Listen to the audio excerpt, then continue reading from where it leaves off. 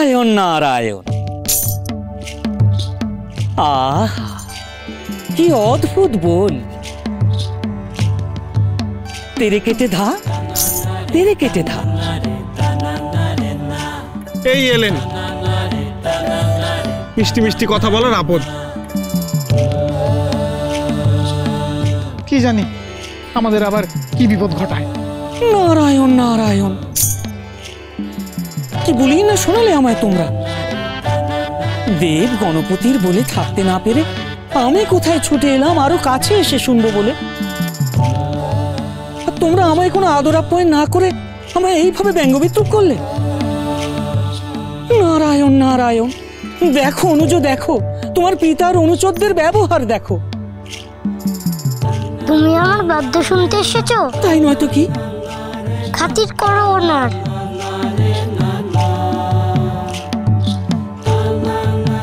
এসো ব্রাহ্মণ, এসো এসো এসো, আসন গ্রহণ করো, বসো। তোমাকে আমি সারাদিন ধরে আমার বাদ্য শোনাবো।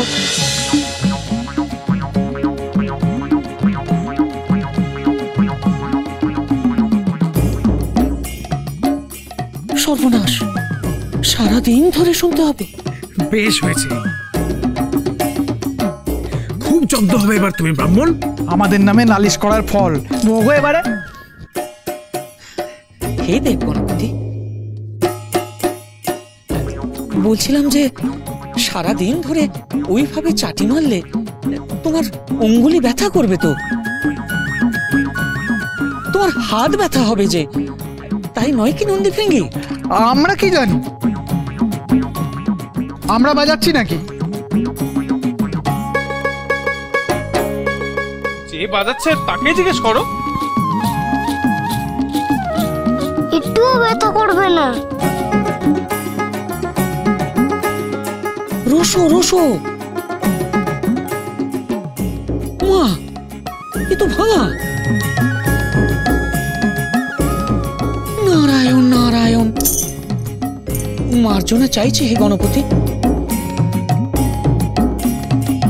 তোমার হাতের বল চমৎকার, কিন্তু বাদ্য নিখুঁত নয়।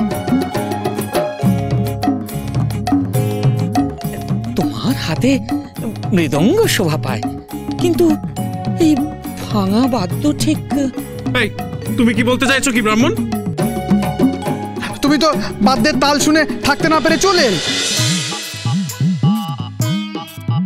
সারাদিন ধরে বাদ্যের সুমধুর তাল শুনবে বলে, হ্যাঁ তুমি নিজে সে কথা বলেছো। আর এখন বলছো ভাঙা, অদ্ভুত। নারায়ণ নারায়ণ, তখন তো দেখিনি, তাই বুঝতে পারিনি। না না না না না, মহেশ্বরের মৃদঙ্গ ভাঙা ঠিক হয়নি। বলছিলাম যে তোমার ওই মৃদঙ্গের বলে সকল দেবতাদের মন জয় করেছ তুমি, তাই না? তাছাড়া তোমার ওই মৃদঙ্গের তালে খুশি হয়ে দেবী সরস্বতী তোমার সাথে বীণা বাজিয়েছেন, তোমায় কত আশীর্বাদ করেছেন। আর কুবের রাজসভায় সে মধুর বোল এখনো আমার কানে বাজে।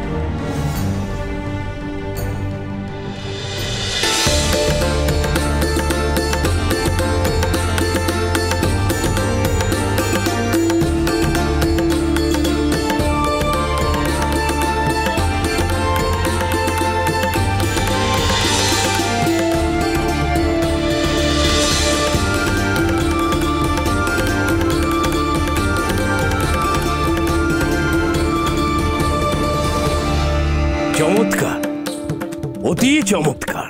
সাধু সাধু সাধু। কোথায় সেই মধুর বোল, আর কোথায় তোমার ওই ভাঙা বাদ্য? দুটিতে দিন রাতের তফাৎ, তাই না?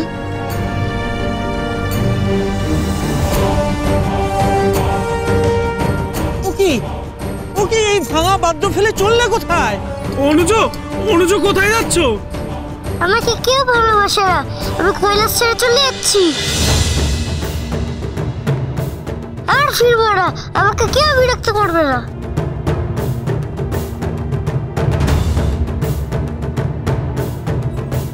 এটা কি করলে ব্রাহ্মণ? এই যে তুমি অনুজকে ছোটালে, এবার ওকে কে খুঁজে আনবে? তুললে কেন এখান থেকে? আমি কোথায় তুললাম? সে তো নিজে থেকেই চলে গেল। নারায়ণ নারায়ণ নারায়ণ। বিনায়ক, বিনায়ক কোথায় তুমি? বিনায়ক কোথায় তুমি? তোমার মাতা তোমার জন্য মোদক প্রস্তুত করেছে, খাবে। এসো বিনায়ক, আমার সামনে এসো।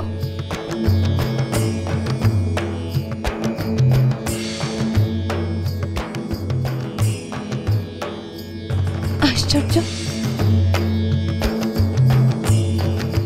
অন্যদিন তো তাকে ভোজনের জন্য ডাকলেই সে ছুটে চলে আসে, তবে আজ কি হলো তার? কোথায় গেল সে?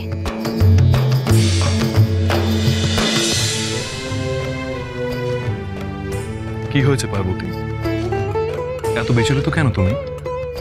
বিনায়ক আজ সকাল থেকে ভোজন করেনি মহেশ্বর, তাই আমি তার ভোজন নিয়ে এসেছিলাম। তাকে এত ডাকছি কিন্তু কোনো সাড়া পাচ্ছি না। কিছুক্ষণ আগেই তো তার তবলার বল শুনছিলাম। সে তো অনেকক্ষণ আগেই থেমে গিয়েছে, ভোজনের সময় পেরিয়ে গিয়েছে, তবু সে গুহায় যায়নি। তাই আমি বাইরে এলাম, কিন্তু এখানে তো তাকে কোথাও দেখছি না। আছে হয়তো কাছে পিঠেই, ঘুরে বেড়াচ্ছে হয়তো। তুমি চিন্তা করো না, সে ফিরে আসবে। কাছে পিঠে থাকলে সে আমার ডাক শুনেই ছুটে চলে আসে, এমন তো করে না কখনো। তবে আজ কেন এমন করছে সে? ভোজনের সময় সে ভোজন করতে না এলে আমার যে বড় ভয় হয় স্বামী। ভয়? কি ভয় হয় অভয়া? সে আবার কোনো কাণ্ড ঘটিয়ে বসেনি তো? সে শিশু পার্বতী, কোনো না কোনো কাণ্ড না ঘটিয়ে সে তো শান্ত থাকতে পারে না। চঞ্চলতা, অস্থিরতা, এ তো শিশু মনের পরিচয় দেয়। তবু আমার মন মানে না স্বামী। স্কন্দ যবে থেকে আমাকে ছেড়ে চলে গেছে, তবে থেকে বিনায়ক আমার চোখের আড়াল হলেই আমার বড় ভয় হয়। মনে হয় সেও যদি আমাকে ছেড়ে চলে যায়। অহেতুক চিন্তা করো না গণেশ জননী। অহেতুক? তোমার পুত্র তোমার কাছে অবশ্যই ফিরে আসবে, তুমি চিন্তা করো না। গণেশ তোমাকে ছাড়া থাকতেই পারবে না। তুমি এত নিশ্চিন্ত ভাবে কি করে বলছো স্বামী? আমাকে সান্ত্বনা দেওয়ার জন্য?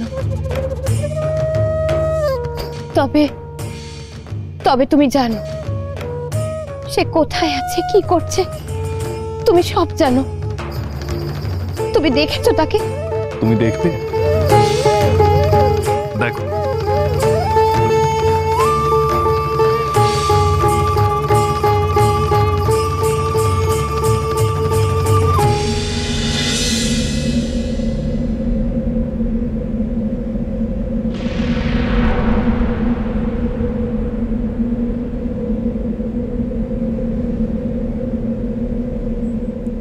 আমি ফিরবো না, আমি আর কখনো কৈলাসে ফিরবো না।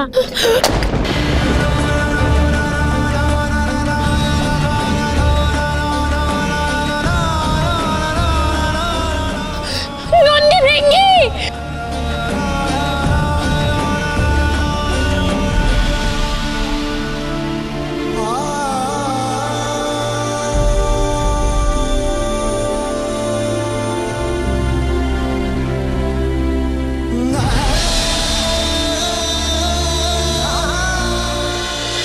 পার্বতী, ধৈর্য ধরো। সন্তানের আশঙ্কায় মায়ের মনের ভিতরে কি ঝড় ওঠে তা কি তুমি অনুমান করতে পারো মহেশ্বর? পারলে তুমি এমন কথা বলতে পারতে না। ধৈর্য ধরো, তোমার সন্তান ফিরে আসবে। স্কন্দ তো আমাকে ছেড়ে চলে গিয়েছে, সে কি ফিরে এসেছে আমার কাছে?